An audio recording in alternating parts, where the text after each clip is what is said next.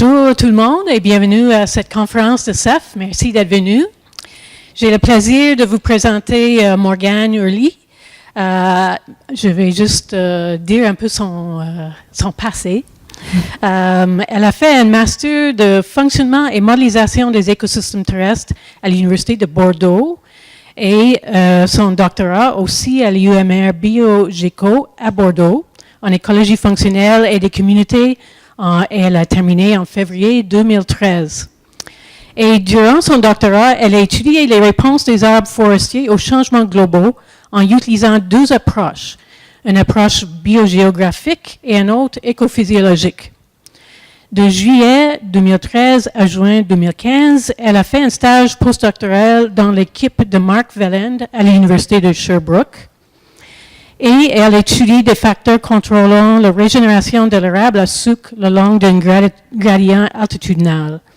Et en juillet 2015, elle a commencé un postdoctorat à la direction de la recherche avec Nelson Tifo et Alain Leduc à l'UQAM sur les effets de scénarios sylvicoles d'intensité croissante sur la composition floristique, la structure et la productivité dans la sapinière à bouleau blanc et les plantations de conifères au stade juvénile.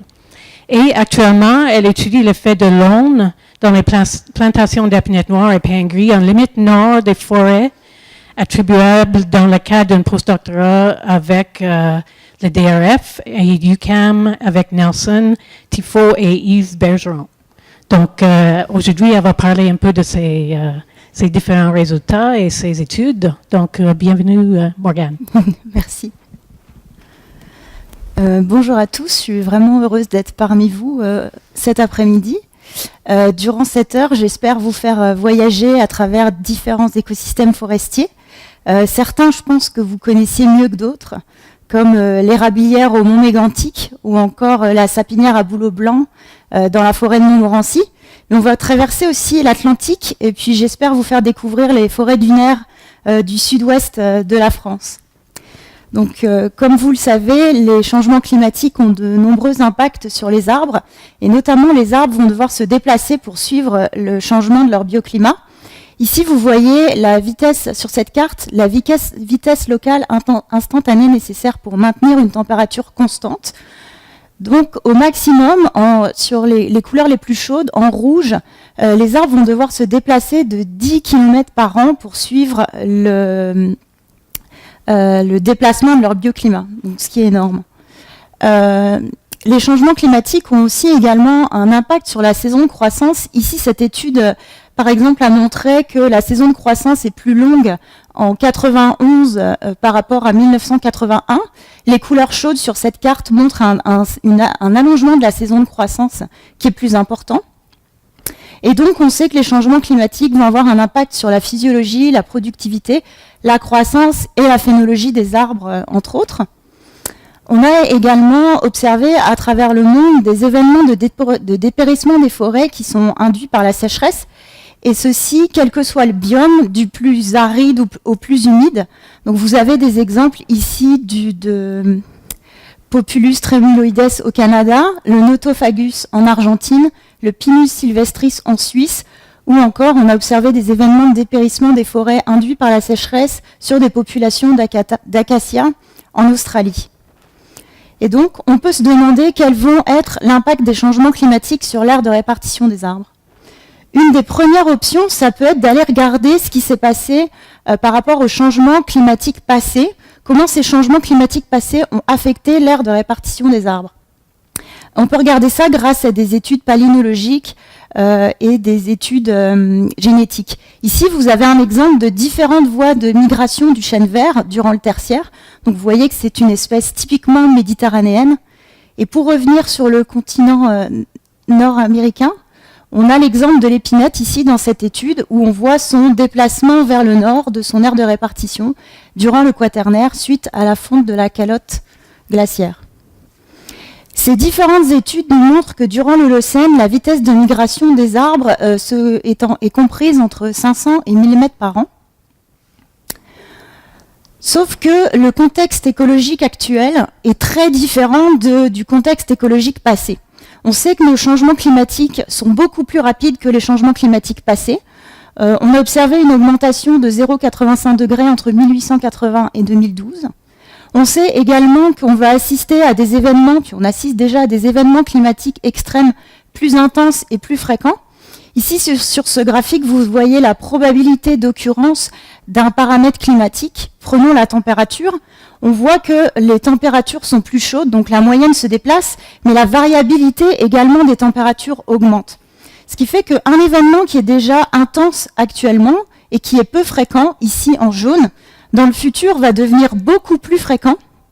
Et en plus de ça, des événements qu'on ne connaît pas actuellement en termes d'intensité vont apparaître. En plus, le contexte, bien sûr, est très différent du contexte écologique passé, puisqu'entre-temps, on a eu un changement d'usage des terres, on sait le problème des dépôts azotés, des invasions biologiques, etc. On est dans un contexte de changement global. Face à tous ces changements et aux changements climatiques, deux options pour les arbres. Soit ils se déplacent vers des lieux où l'habitat va être plus favorable, soit ils survivent et continuent à se reproduire en s'adaptant aux nouvelles conditions. Et s'ils n'arrivent ni à se déplacer ni à s'adapter, mais ils sont voués à décliner et à disparaître. Et donc on peut se demander, est-ce que les arbres vont pouvoir faire face aux changements climatiques actuels ? Si maintenant on s'intéresse au déplacement théorique des limites de distribution, ici vous avez l'exemple de l'aire de répartition actuelle du chêne pédonculé. Si on regarde ce que ça donne pour une aire de répartition théorique, elle est constituée d'une distribution continue. En limite nord, il y a le bord d'attaque qui est caractérisé par des événements de colonisation et qui est souvent le facteur abiotique le plus limitant, c'est le froid. Donc vous allez voir, je vais beaucoup parler de limite nord et de limite sud. On est d'accord que je me considère dans l'hémisphère nord, que si on était dans l'hémisphère sud, le bord d'attaque, c'est la limite sud et le bord de fuite, la limite nord, mais je pense qu'on vient tous peut-être de l'hémisphère nord. En tout cas, c'est plus intuitif pour moi de vous parler de limite nord et de limite sud. Donc ce bord d'attaque, qui est caractérisé par ces événements de colonisation et qui est limité par le froid, on peut également se demander quel va être le rôle des interactions biotiques au niveau de cette limite nord d'aire de répartition. Comment les interactions biotiques peuvent contrôler cette limite. Ensuite, le bord de fuite, donc la limite sud d'aire de répartition, elle est caractérisée par son érosion en fait. On va assister à des événements d'extirpation, c'est-à-dire une extinction locale de l'espèce. On sait que les interactions biotiques contrôlent la limite sud de l'aire de répartition des espèces. Et en termes de facteurs abiotiques, la sécheresse est vraiment le facteur abiotique principal qui contrôle la limite sud d'aire de répartition des arbres. Donc, je me suis vraiment intéressée à aborder cette question des déplacements d'aire de répartition des arbres via une approche multidisciplinaire. Quand on parle de déplacement d'aire de répartition, je pense que le premier domaine auquel on pense, c'est la biogéographie, puisque c'est l'étude des patrons de distribution et donc forcément l'étude de l'évolution de ces patrons de distribution. Dans ce contexte, j'ai étudié en limite nord d'aire de répartition, donc au bord d'attaque, différents événements de colonisation, principalement des événements de colonisation du chêne vert dans le sud-ouest de la France, qui donc dans le sud-ouest de la France est situé en limite nord de son aire de répartition. Et j'ai également étudié, quand j'étais à Sherbrooke, l'érable à sucre, et donc sa distribution le long d'un gradient altitudinal qui comprenait son bord d'attaque, mais cette fois-ci de manière altitudinale, puisqu'on était à la limite entre la forêt tempérée et la forêt boréale. En limite sud d'aire de répartition, je me suis intéressée aux événements d'extirpation et aux déplacements altitudinaux de 3 espèces qui, cette étude s'est déroulée en Espagne, et le chêne Cécile, le chêne Fagimela et le hêtre en Espagne sont situés en limite sud de leur aire de répartition. Ensuite, après avoir étudié l'évolution de ces différentes aires de répartition, la question ça a été, ok, pourquoi ces aires de répartition bougent? Quels sont les mécanismes derrière ces changements d'aire de répartition? Et quels sont les mécanismes qui contrôlent les limites d'aire de répartition des espèces? D'où le fait d'aller les étudier via de l'écophysiologie et de l'écologie des communautés. Et donc là, je me suis intéressée en limite nord d'aire de répartition, aux mécanismes de dispersion et d'établissement donc de l'érable à sucre. Donc vous vous doutez que c'est les deux, en biogéographie et en écologie des communautés, c'est la même étude, forcément c'est lié. Et en limite sud d'aire de répartition, je vous expliquais que la sécheresse est vraiment un facteur abiotique important contrôlant ce bord de fuite. Donc je me suis intéressée à quels sont les mécanismes qui induisent la mortalité d'un arbre par la sécheresse, pour ensuite aller étudier le chêne pédonculé qui, dans le sud-ouest de la France, dans ses forêts dunaires, est situé en limite sud de son aire de répartition. Et enfin, après avoir étudié tout ça, j'ai vu l'impact des changements climatiques sur l'aire de répartition. Et au bout d'un moment, la question se posait, oui, mais maintenant j'aimerais travailler à des solutions. J'aimerais voir comment on peut adapter les forêts. Pour ça, j'avais besoin et je voulais l'aborder via la sylviculture, mais avant d'aborder cette question, il fallait que moi, j'acquière des compétences en sylviculture, puis que je comprenne le contexte de la sylviculture au Québec. Donc, je me suis intéressée aux impacts de la sylviculture sur la dynamique forestière, à travers 3 études. Donc, j'ai étudié la sapinière à bouleau blanc, la sapinière à bouleau jaune et la limite nordique des forêts commerciales, et je vous en parlerai également. Donc pour commencer, je vais vous parler, c'est là où je vais vous faire voyager un peu. On va partir dans le sud-ouest de la France, dans des forêts dunaires, et je vais vous parler du chêne vert. Donc l'idée, c'est comment, à partir de données d'observation, on peut détecter des déplacements de l'aire de répartition des arbres. Donc le chêne vert, c'est une espèce qui est, comme vous le voyez ici, qui est typiquement méditerranéenne. Et dans le sud-ouest de la France, on est vraiment en limite nord, mais vraiment on a les populations les plus isolées au nord de l'aire de répartition du chêne vert. Plus particulièrement, j'ai eu accès à 4 forêts, Pays-de-Mont, Olonne, Longéville et Hourtin. Et en fait, j'ai eu accès aux données de présence-absence dans les archives de l'ONF. Donc l'ONF en France, c'est l'Office national des forêts. Et j'ai eu accès à leurs archives pour 1880 à 2010. Donc ça me fait 130 ans, et dans ces archives j'avais également les cartes, donc j'avais les données de présence-absence. Ce qu'il faut savoir, c'est que le chêne vert est un chêne sempervirent, donc dans ces milieux-là il est vraiment très très reconnaissable. Donc même dès 1880, quand dans les données il notait chêne vert, j'étais sûre et certaine que c'était du chêne vert. Toutes ces données-là, elles existent parce qu'en fait ce sont des forêts qui sont normalement gérées pour le pain maritime. Donc, j'ai pu retracer les cartes de colonisation du chêne vert. Donc, vous voyez pour mes 4 forêts, Pays-de-Mont, Olonne, Longéville et Hourtin. En gris, ce sont quand les parcelles ne sont pas colonisées, et en vert, quand elles sont colonisées par le chêne vert. Et donc, on voit que de 1880 à 2010 pour Hourtin, et puis pour Olonne, de 1891 à 2004, le chêne vert a colonisé toute la surface de ces forêts. Et plus des 2 tiers même pour Pays-de-Mont et Longéville.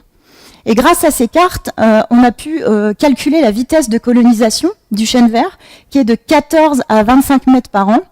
Donc ce qu'il faut savoir, c'est que du coup, ce ne sont pas des vitesses modélisées, ce sont des vitesses réelles. Donc derrière, ça prend en compte également le fait que ces forêts sont gérées, qu'à la base, il n'était pas désiré le chêne vert, donc il a été coupé. Et le chêne vert aime beaucoup ça, donc il a rejeté de souche. Donc probablement que pour ça, ça surestime en gros la vitesse de colonisation par rapport au changement climatique seul.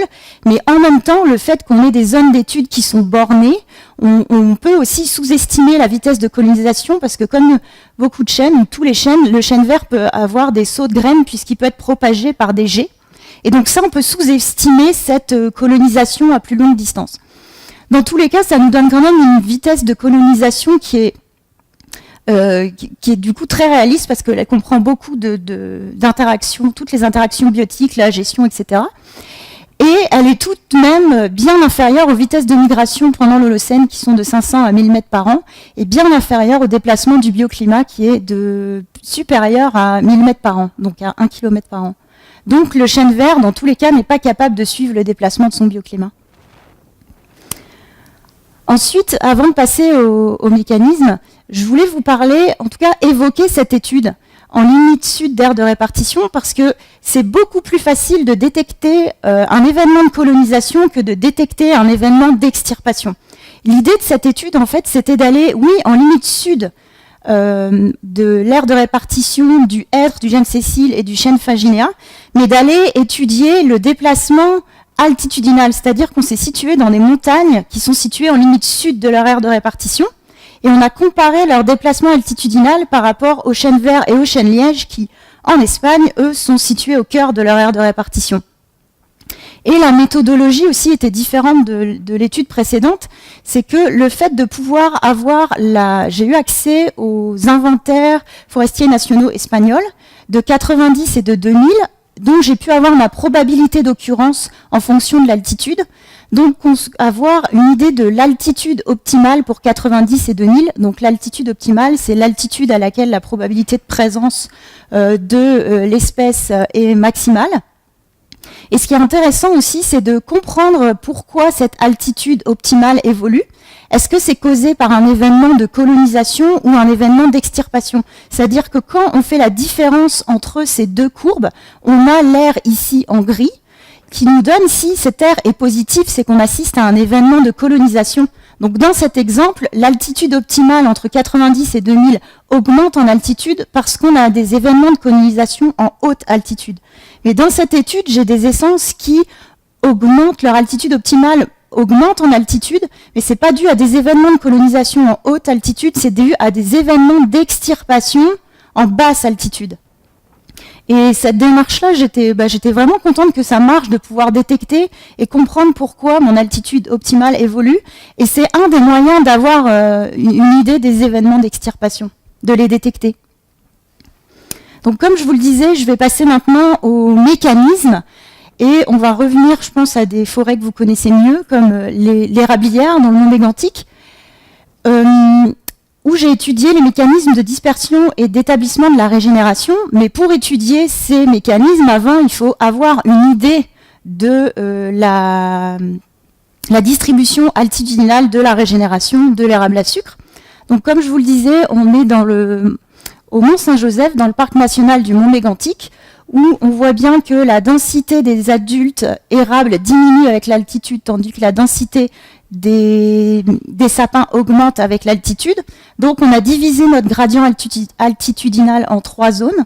J'ai laissé le nom des zones en anglais, vous allez comprendre tout de suite pourquoi. Donc on est au cœur ici de l'aire de répartition de l'érable à sucre. Donc on est à Within. Entre 750 et 850 mètres, on est à Edge, en limite d'aire de répartition de l'érable à sucre. Et au-delà de 850 mètres, on est à Beyond, c'est-à-dire au-delà de l'aire de répartition de l'érable à sucre. On est sous la canopée des sapins. Il y a des précédents travaux en fait, qui ont été faits pour voir le rôle du sol et de la prédation des graines au niveau de la capacité de l'érable à sucre à migrer vers les plus hautes altitudes. Donc c'est Carissa Brown et Mark Veland qui ont réalisé cette étude, où en fait l'idée de Carissa c'était de regarder en transplantant des graines, de voir combien de graines allaient germer, et ce qu'elle s'est rendue compte c'est qu'à Beyond, sous la canopée de sapin, il n'y a pas du tout de graines qui germent, il n'y a pas du tout de survie. Et en testant, elle s'est rendue compte que c'était à cause du sol et que c'était aussi à cause des campagnols qui, dès qu'il y a une graine, ils font un buffet. Il n'y a pas une seule graine qui reste à cet endroit-là. Ils mangent vraiment tout. Et ce qui l'a vraiment surprise, parce que c'est pas du tout ce qu'elle voulait tester à la base, c'est de se rendre compte qu'à Edge, la survie est meilleure qu'à Within, ce qui est plutôt contre-intuitif, puisque à Within, on est au cœur de l'aire de répartition de l'érable à sucre, et elle a appelé ça la Happy Edge. Donc moi, je suis arrivée à ce moment-là, et mon travail à moi, ça a été, ok, nous, on a tel résultat, qu'est-ce qui se passe? Est-ce que ça t'intéresse d'étudier ça? Puis je trouvais ça tellement bien que j'ai foncé dessus. Je fais oui. Donc, comme elle avait regardé ça sur une expérimentation, la première chose à faire, c'est est-ce que c'est un artefact de l'expérimentation ou non? Si je vais regarder la régénération naturelle, est-ce que j'observe cette Happy Edge? En 2013, ce que vous voyez ici, donc la densité des semis en fonction de l'altitude, on a bien ce pic de densité des semis à Edge. Donc en 2013, j'ai bien la Happy Edge. La première hypothèse, ça a été de se dire, c'est très contre-intuitif, mais pourquoi pas, est-ce que la pluie de graines est plus importante à Edge qu'à Within? Complètement contre-intuitif, mais il fallait le vérifier. Ce que ça nous donne, donc ici vous avez le nombre de graines pleines par l'altitude, donc ça on a compté ça dans des pièges à graines. On a les données pour 2011 et 2013. En 2012, c'est pas qu'on n'a pas de données, c'est juste qu'il n'y a pas eu de pluie de graines. Et ce qu'on voit, c'est qu'à Within, on a bien beaucoup de graines, donc ça peut pas être la production de graines qui explique la Happy Edge. Et ce qu'on voit aussi, ce qui est intéressant, c'est que, comme je vous le dis, en 2012, il n'y a pas eu de pluie de graines. Et en 2011, il y a quand même pas mal de graines à Within, alors qu'en 2013, il y en a beaucoup moins. Donc je suis retournée à regarder ma densité de régénération en fonction des années, cette fois-ci, le long de mon gradient d'altitude. Et là, ce que je vois, c'est qu'en 2012, j'ai absolument pas la Happy Edge. J'ai une sorte de Happy Within Edge. Ce qui est bien sur les semis d'érable, c'est que c'est très facile d'avoir leur âge. Et là, la majorité de mes semis, ils ont 1 an. Ce qui est très logique, puisque en 2011, j'ai eu ma pluie de graines qui est à Within et à Edge. Donc en 2013, cette fois-ci, je retrouve ce que je vous ai présenté tout à l'heure. Et c'est aussi très logique, puisque la majorité de mes semis ici, en 2013, ils ont 2 ans. Donc souvenez-vous, il n'y a pas eu de pluie de graines en 2012. Et donc là, ce qu'on voit, c'est la survie entre la courbe bleue et la courbe rouge, c'est réellement la survie, et on se rend compte que la survie est bien meilleure ici à Edge qu'à Within. Et ensuite, donc meilleure survie à Edge, je suis passée trop vite, c'est ça, là on est en 2014, on a un pic à Within, mais ce qui est logique, puisque en 2013, ces semis-là ont 1 an, et en 2013, souvenez-vous, il y avait eu une pluie de graines, mais qui se concentrait dans cette zone-là, à Within. Donc on voit qu'on a une variabilité interannuelle de la Happy Edge qui est causée par une variabilité interannuelle des pluies de graines.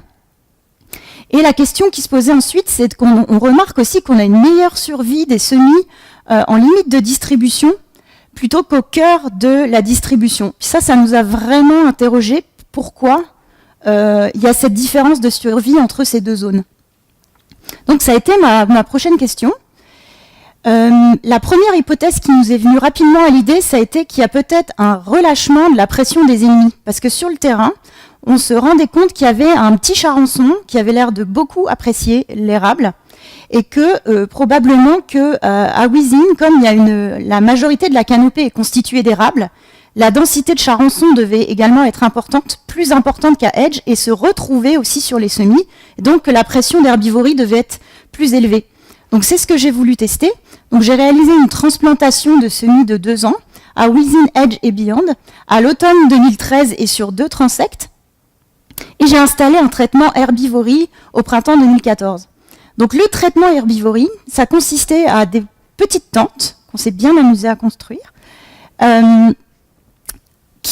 donc des tentes qui étaient fermées, soit une absence de tente, soit des tentes, ça c'est un contrôle en fait, ce sont des tentes ouvertes pour tester que ma tente fermée n'a pas d'impact sur la lumière, l'eau, etc., sur d'autres facteurs que juste sur mon herbivorie. Et la saison qui a suivi, donc en 2014, au cours du temps, je suis allée regarder ma probabilité de survie dans mes 3 zones et puis pour mes différents traitements. Donc en noir, il y a la tente, en orange, c'est la tente ouverte et en rouge, c'est l'absence de tente. Donc à Within, on voit quand même bien qu'on a une grosse différence de survie entre tente et absence de tente. Que cette différence, elle s'amenuise à Edge et elle n'existe plus à Beyond. Donc ça nous permet bien de montrer que la pression d'herbivorie, elle est plus élevée à Within qu'à Edge et Beyond, qui pourrait expliquer la meilleure survie des semis à Edge et à Beyond plutôt qu'à Within. Et ce qui est intéressant aussi là de remarquer, c'est que on a une différence de survie. Donc là, il y a la courbe noire, nos semis sont sous la tente. On a une différence quand même entre Within et entre Edge pour les semis qui sont sous la tente. Et là, on pense que c'est le même processus qui se passe, mais au niveau des racines, avec d'autres interactions biotiques qu'on ne peut pas détecter, mais qui se passent probablement au niveau du sol. Et donc, la pression le relâchement de la pression des ennemis serait un facteur très important pour expliquer les différences de survie entre Within, Edge et Beyond. Et donc on voit l'importance des facteurs biotiques en bord d'attaque, puisque ici pour pour l'érable, il y a tout un équilibre qui va se produire pour savoir quelle est sa capacité de migration vers les altitudes les plus hautes. S'il n'y a pas assez de graines, elle risque de toutes se faire.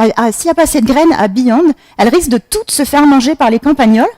Mais par contre, si une graine réussit à germer, elle a une plus grande probabilité de survie que si elle avait germé à Within ou à Edge. Donc ça va être à quel moment la pluie de graines va être assez grande à Beyond pour qu'on ait une colonisation à cet endroit-là de l'érable à sucre. D'où le fait d'étudier les facteurs biotiques en limite nord d'aire de répartition des arbres. Maintenant, en limite sud d'aire de répartition des arbres, là on retourne dans mes travaux de doctorat, je me suis intéressée à la sécheresse et aux mécanismes de mortalité chez les arbres induits par la sécheresse. Là, pour vous remettre un peu dans le contexte de qu'est-ce que c'est que le dysfonctionnement hydraulique et la résistance à la cavitation, je vais prendre l'exemple d'une sécheresse qui a eu lieu aux USA dans une forêt de pins et de genévriers. Donc ici, normalement, le pin, il est censé être marron et gris après la sécheresse, donc il n'a pas du tout survécu à la sécheresse, tandis que le genévrier, il est toujours vert pendant la sécheresse et après la sécheresse, on le voit un peu là, il est toujours vert, il a survécu. Donc en fait, pendant une sécheresse, vous allez avoir dans les tissus du xylème des vaisseaux qui vont commencer à s'emboliser, puis qui vont être accolés à des vaisseaux fonctionnels. On peut mesurer la proportion de vaisseaux embolisés, et on mesure ça grâce à des courbes de vulnérabilité à la cavitation. Donc pour vous montrer, ici, si on est à 0 au niveau de la pression du xylème, parce que vous savez que plus il fait sec, plus le stress hydrique est important pour les plantes, plus les potentiels hydriques vont chuter, donc plus on va aller vers des potentiels négatifs. Quand le stress hydrique est nul, on a 0% d'embolie, donc le fait d'avoir de l'air dans les vaisseaux. Quand il est maximal, on va vers des pressions de plus en plus négatives, et là on est à 100% d'embolie, c'est-à-dire qu'on est à 100% de perte de conductivité hydraulique. Donc comme je vous disais, plus les potentiels hydriques chutent, plus les vaisseaux vont s'emboliser, l'embolie va se propager de vaisseau en vaisseau, et ça c'est ce qu'on appelle la cavitation. Et les courbes de résistance à la cavitation, ça nous permet de déterminer plusieurs paramètres. On a la P50, qui est le potentiel hydrique qui induit 50% d'embolie, ou la P88, le potentiel hydrique, donc ici, qui va amener à 88% d'embolie. Ici, c'est l'exemple pour une espèce bleue, mais il peut y avoir ici l'essence rouge, qui, elle, est plus résistante à la cavitation, parce que si vous regardez le potentiel hydrique qui mène à 50% d'embolie pour l'essence bleue, on est à -4, mais il faut un stress hydrique plus fort, il faut aller jusqu'à -7 pour arriver à ce 50% d'embolie pour la courbe rouge. Et donc ici, en fait, l'essence bleue, c'est le pin, et l'essence rouge, c'est le genévrier. Donc il semble avoir un lien entre la résistance à la cavitation et la mortalité des arbres durant une sécheresse. Et ce lien a été montré chez les conifères en 2009 par l'équipe de Broderie-Bricochard en Australie. Donc ils ont pris chaque point c'est une essence. Ce sont des conifères en Australie et ils ont, durant leur expérimentation, réussi à déterminer quel était le potentiel qui menait à la mort du plant, ce qu'ils ont appelé le potentiel létal. Et ils ont relié ça à la résistance à la cavitation. Ce qu'on voit, c'est qu'ils ont une corrélation très très forte. Donc il y a un lien évident entre résistance à la cavitation et mortalité des arbres chez les conifères. Et plus particulièrement, ce qu'ils ont fait, c'est qu'ils ont mis la P50, donc le potentiel amenant 50% d'embolie. Et là, ils ont une pente qui est égale à 1.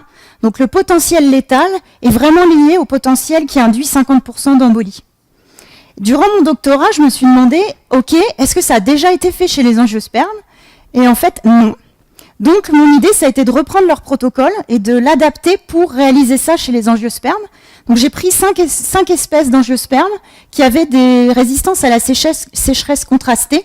Donc on va de Populus tremula, Quercus robur, Quercus petrea, Fagus sylvatica et Quercus ilex. J'ai construit toutes leurs courbes de vulnérabilité à la cavitation et ensuite j'ai réalisé l'équivalent de leur expérimentation à eux. Il s'agissait de, en serre, arrêter l'irrigation, aller jusqu'à la mort des plants, puis avant qu'ils atteignent la mort des plants, à certains niveaux de stress, récupérer certains pots, les réarroser et regarder leur récupération. Et à chaque stade, j'ai mesuré différentes variables écophysiologiques, le potentiel hydrique, la transpiration, la conductance stomatique et l'assimilation photosynthétique. Et les principaux résultats de cette étude, c'est que j'ai moi aussi pu déterminer un potentiel létal qui menait à la mort de mes plants. Je l'ai relié aussi à la P50. Donc j'étais contente, déjà j'avais mon hypothèse était validée, j'avais une corrélation entre résistance à la cavitation et potentiel létal, sauf que j'ai pas eu, avec la P50, ma pente n'est absolument pas égale à 1.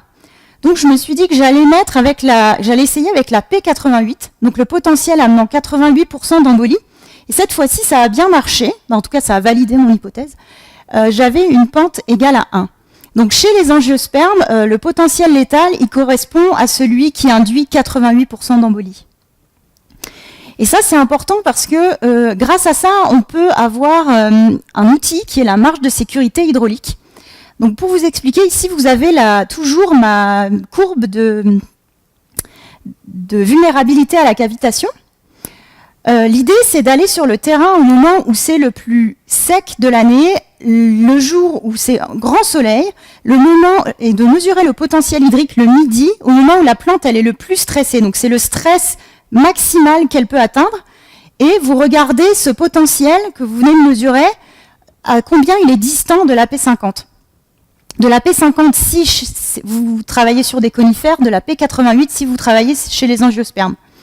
Et donc ici, dans cet exemple, si j'ai mesuré un potentiel minimum qui est égal ici à moins 3 moins 4 égale plus 1, donc j'ai une marge de sécurité hydraulique qui est positive, donc a priori, à cet endroit-là, c'est bon, mes plantes n'ont pas dépassé ce seuil qui amène à la mort, ce seuil de dysfonctionnement hydraulique.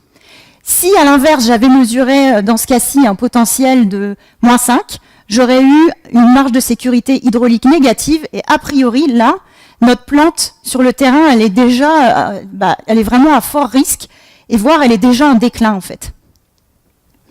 Et il y a une étude qui a recensé les différentes marges de sécurité hydraulique qui avaient été mesurées à travers le monde, dans les biomes les plus arides, jusqu'aux biomes les plus humides, comme la forêt tropicale humide, chez les angiospermes et les gymnospermes, en mettant bien selon la P50 pour les gymnospermes et la P88 pour les angiospermes. Et ce qui est surprenant ici, c'est que quand vous regardez, vous n'avez pas de différence de marge de sécurité hydraulique entre les milieux les plus arides et les milieux les plus humides.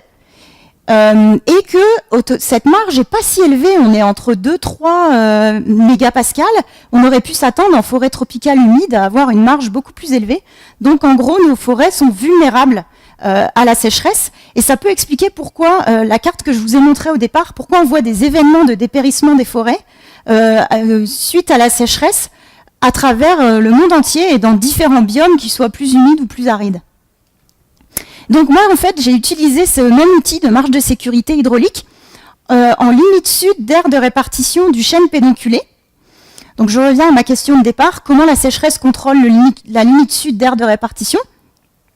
Donc vous voyez ici mon chêne pédonculé. Dans le sud-ouest de la France, on est en limite sud de son aire de répartition, et on est ici dans des forêts dunaires, donc qui ne sont pas des milieux très...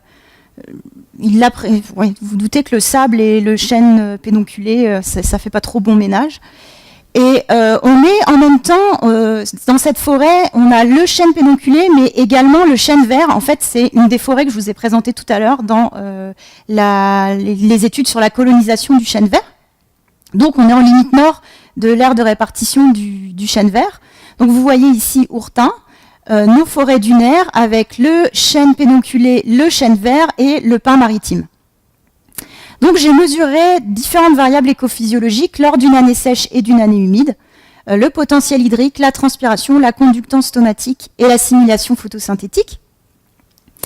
Et pour les principaux résultats, comme je vous disais, quand on mesure une marge de sécurité hydraulique, on mesure le potentiel minimum des espèces. Et ici, on remarque bien que ce potentiel minimum est plus négatif lors d'une année sèche que lors d'une année humide. Heureusement, sinon j'aurais eu juste un problème dans mon expérimentation. Là, c'est moi qui aurais mal fait mon travail si j'observais pas ça. Par contre, j'ai pas de différence entre mes deux espèces. Elles atteignent le même potentiel minimum. Donc probablement qu'elles régulent leur stomate de la même façon. Elles ressentent le stress, elles ferment leur stomate et elles évitent leur perte en eau. Par contre, quand on regarde la marge de sécurité hydraulique, donc ce potentiel minimum moins la P88, ce qu'on se rend compte, c'est que le chêne vert, il a une marge de sécurité hydraulique entre 4 et 5 mégapascales, tandis que le chêne pédonculé, elle est inférieure à 1. Et donc cette différence, elle est principalement due à la différence de résistance à la cavitation entre ces deux essences. Le chêne vert est beaucoup plus résistant à la cavitation que le chêne pédonculé.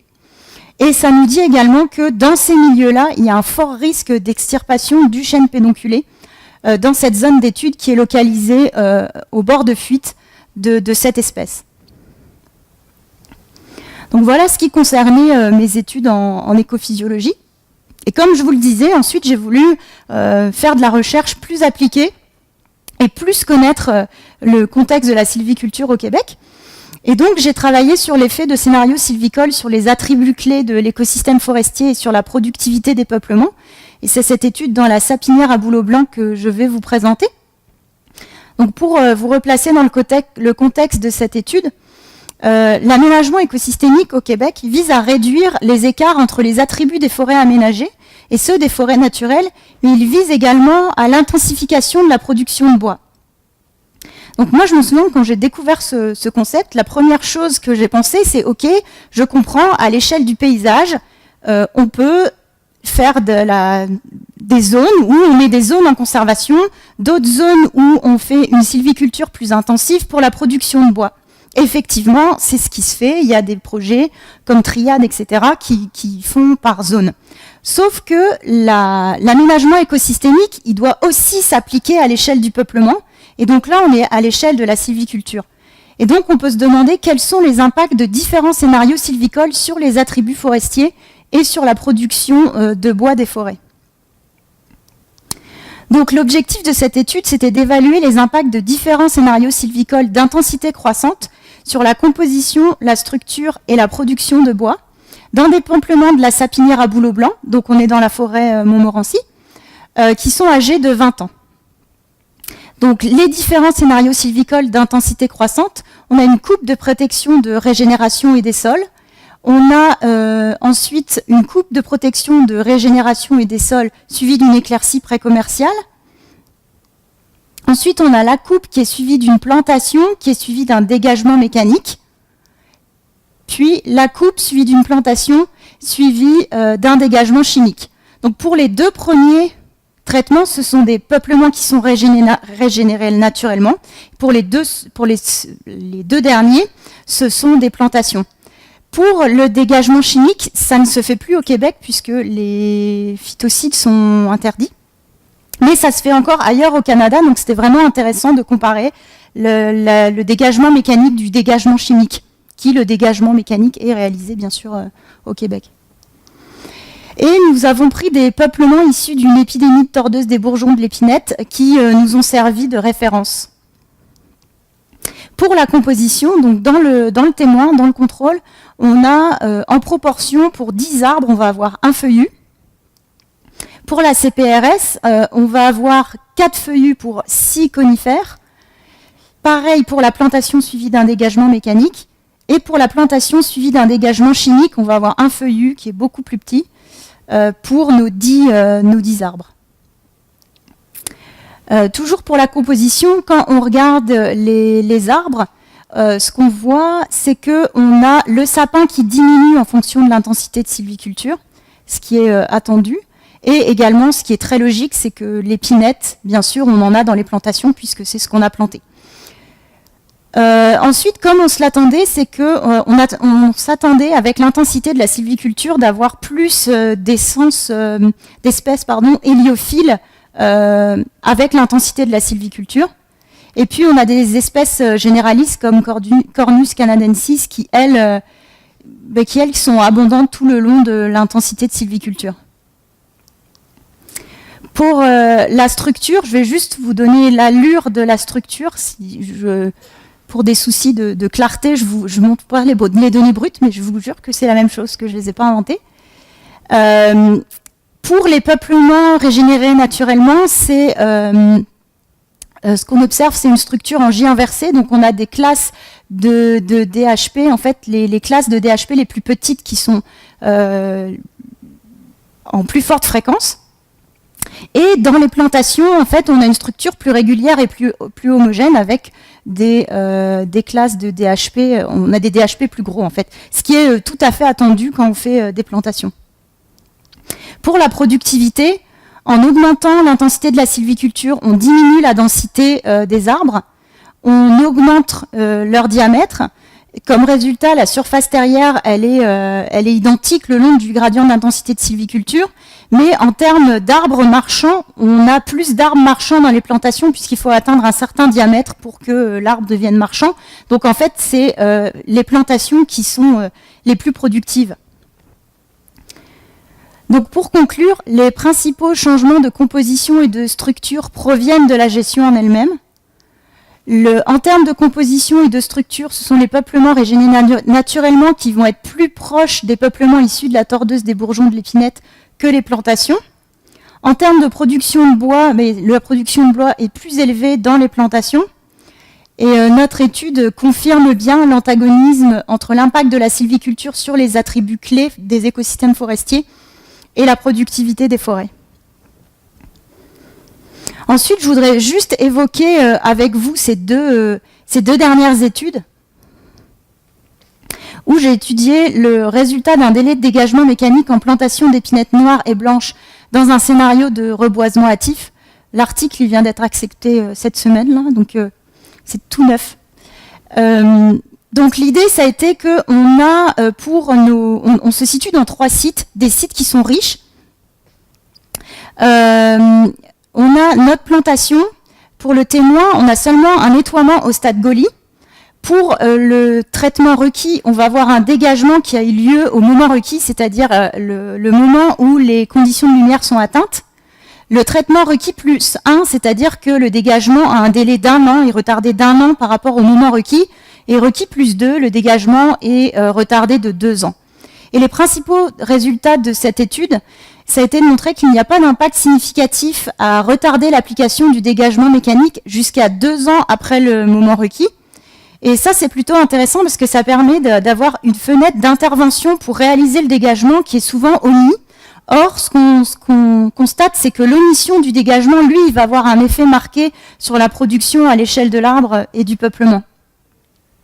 Ensuite, je voulais également vous parler du projet qui m'occupe actuellement, où je travaille sur l'influence de l'aulne sur la croissance de l'épinette noire et du pin gris en plantation en limite nord des forêts commerciales.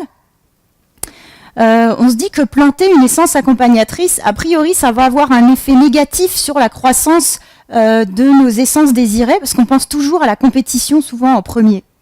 Sauf que dans des milieux qui possèdent, on va dire, des stress abiotiques importants, il est possible que la plantation d'essences accompagnatrices soit bénéfique aux essences désirées via la facilitation, en augmentant l'eau du sol, en augmentant la disponibilité des nutriments ou en régulant le microclimat. Et dans le cadre de la limite nord des forêts commerciales, ce sont des milieux qui sont pauvres en azote. Donc on peut se dire que l'aulne, qui est capable de prélever l'azote atmosphérique, peut avoir un effet facilitateur sur la croissance des essences désirées. Donc dans ce cas-ci, l'épinette noire et le pin gris. Et ça, je ne vais pas vous en dire plus parce que c'est ce que je présente au colloque du CEF début mai. Donc je vous laisserai découvrir les résultats à ce moment-là. Je vous fais un petit teaser. Oui, pour conclure, mais je pense que vous avez compris que l'approche multidisciplinaire, c'est quelque chose qui me tient vraiment à cœur. Et je pense qu'on est face à des questions, notamment l'adaptation des forêts, qui sont vraiment complexes. Et je ne pense pas qu'on puisse y répondre via une seule approche. Et dans l'avenir, j'espère pouvoir développer des projets de recherche qui gardent mes 3 domaines d'expertise, donc que sont la biogéographie, l'écophysiologie, des communautés, écologie des communautés ou écologie fonctionnelle, et la sylviculture, voire en ajouter plus, parce que je suis toujours curieuse d'aller explorer de nouveaux domaines. Comme vous vous doutez bien, tous les travaux ont été réalisés avec de nombreuses personnes, que je remercie pour les personnes qui sont dans la salle. Puis je vous remercie de votre attention.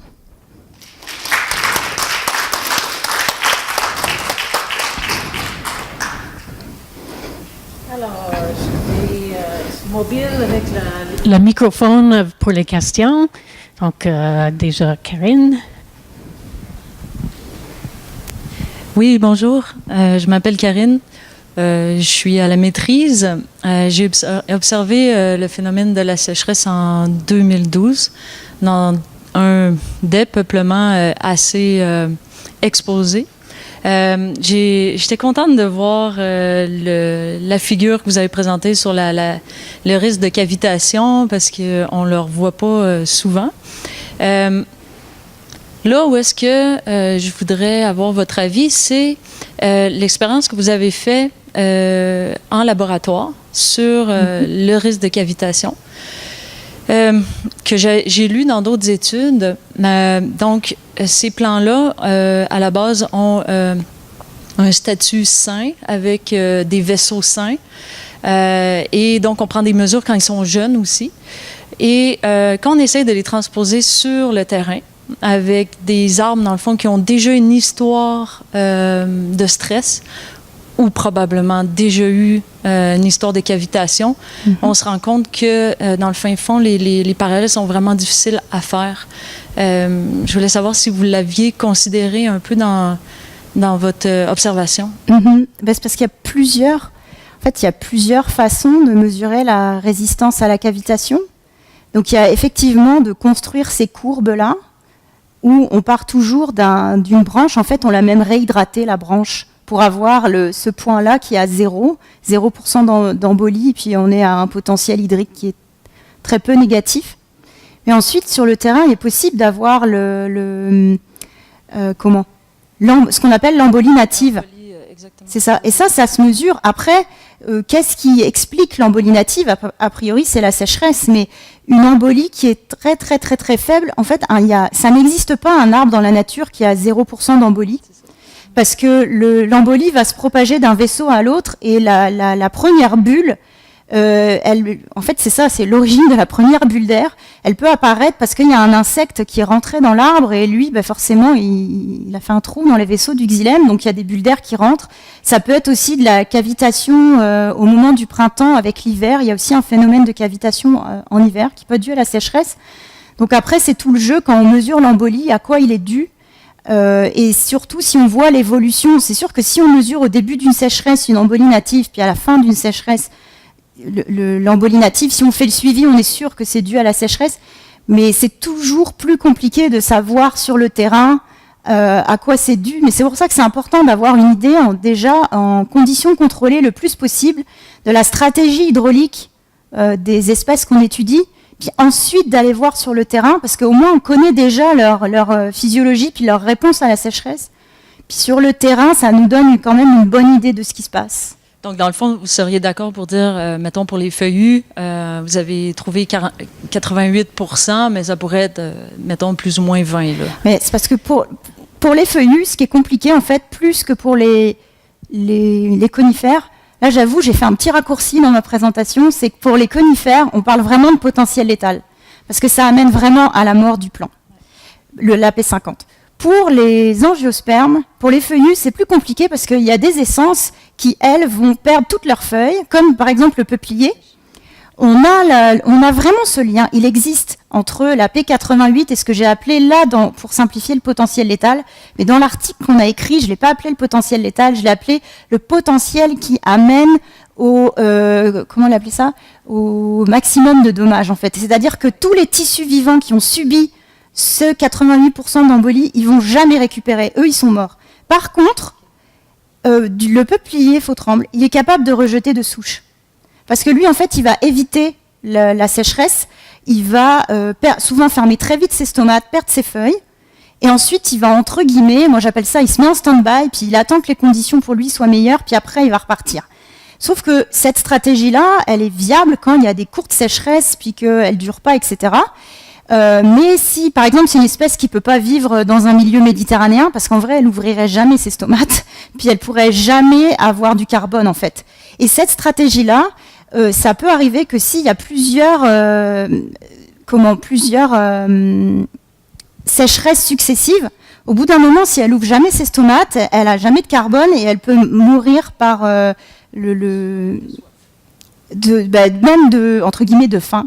C'est-à-dire que c'est ça, c'est qu'elle va jamais assimiler assez de carbone, elle va s'appauvrir. Voilà, c'est le terme qu'on emploie, c'est appauvrissement de ressources carbonées. C'est ça, c'est les différentes possibilités. Puis il y a des grands débats là en thèse. Je me souviens que j'avais lu, il y a tout le temps des papiers qui sortaient. Il y avait une équipe qui disait que c'était le dysfonctionnement hydraulique, puis une autre équipe que c'était l'appauvrissement en ressources carbonées. Puis là on se rend compte qu'en fait c'est probablement les deux, mais que selon la stratégie de l'espèce, puis que selon la sécheresse, parce que c'est différent si c'est des petites sécheresses fréquentes mais peu intenses, ou une longue sécheresse très intense. Ça va changer, ça va changer ça, mais les deux sont très liés en fait. Merci beaucoup. Oui, merci Morgane pour ta présentation. J'aimerais savoir, est-ce qu'il y a un lien entre les marges de sécurité hydraulique et le stade de développement des arbres?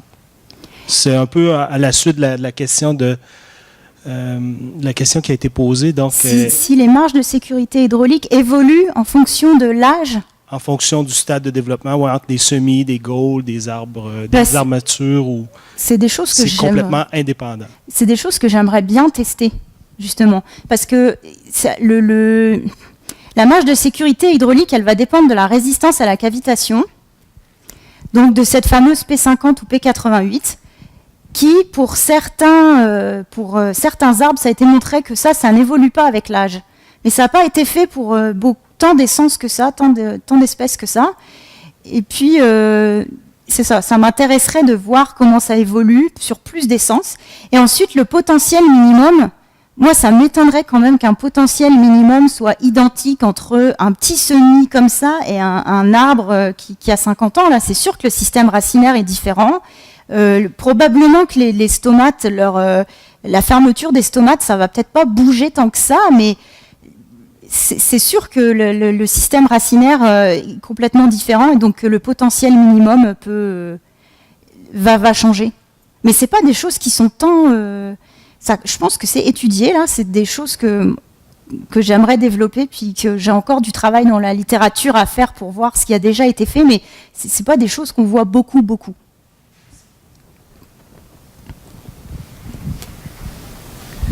C'est pas tout à fait dans le sujet immédiat, mais je pense que c'est pas mal autour. Si vous allez regarder le site NASA, Forest, Québec, vous allez voir une carte de l'Amérique du Nord. Et le point où la végétation se développe de façon la plus accélérée, c'est autour du lac Guillaume de l'Île, dans toute l'Amérique du Nord. Qu'est-ce qui se passe là? Bonne question. C'est où exactement? Moi, non. La géographie, je l'ai du Québec, du Canada, je commence à la voir, mais j'ai pas encore toute l'Amérique du Nord. Mais regardez cette carte-là, okay, ça va vous aider à étudier la géographie. Okay. Mais ça se passe au nord nord-ouest de la province de Québec, dans le coin du lac Guillaume de l'Île, au nord de la rivière La-Grande. Là. Et puis c'est le point où la végétation se développe avec la plus forte accélération dans l'ensemble de l'Amérique du Nord.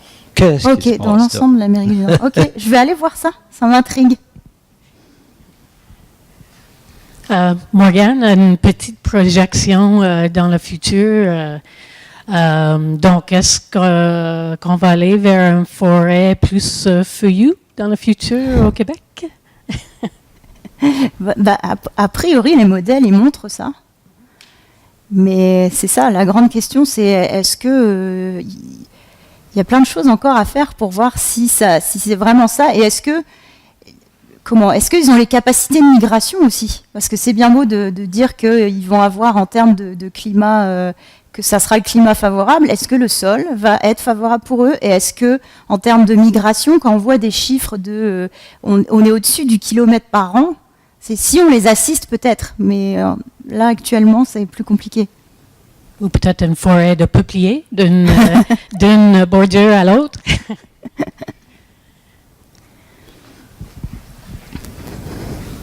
Un peu en référence à l'expérience au Mont Mégantic, j'aime bien l'hypothèse de plantes qui échappent à leurs prédateurs. Et en fait, moi je suis un pathologiste. On sait, par exemple, c'est dans le cas d'arbres, d'espèces forestières qui ont été transplantées d'un continent à l'autre. On voit que certaines essences, comme par exemple l'érable de Norvège, ici, a très longtemps échappé à un de ces agents pathogènes jusqu'à ce que les humains apportent l'agent.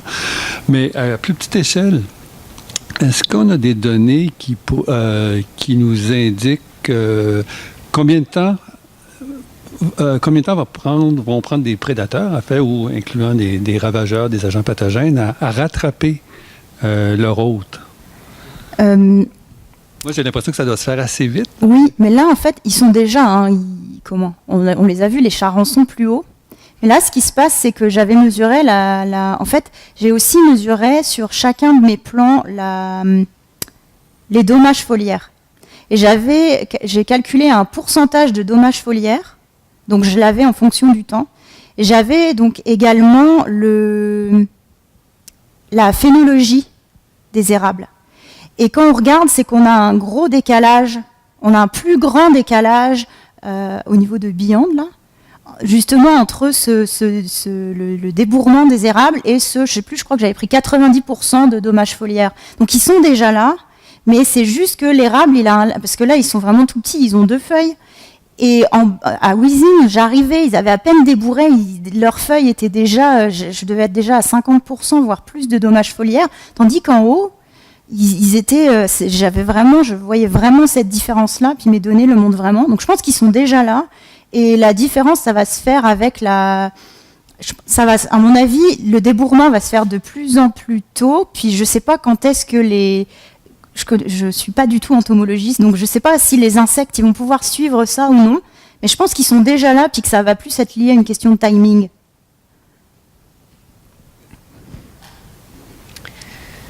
Une dernière. Sinon, j'aimerais bien remercier Morgane d'être venue, d'avoir fait Merci une belle synthèse de ses études depuis le doctorat. C'est vraiment beaucoup d'éléments intéressants qu'on doit prendre en compte dans les prochaines années ici, c'est certain. Merci beaucoup. Merci.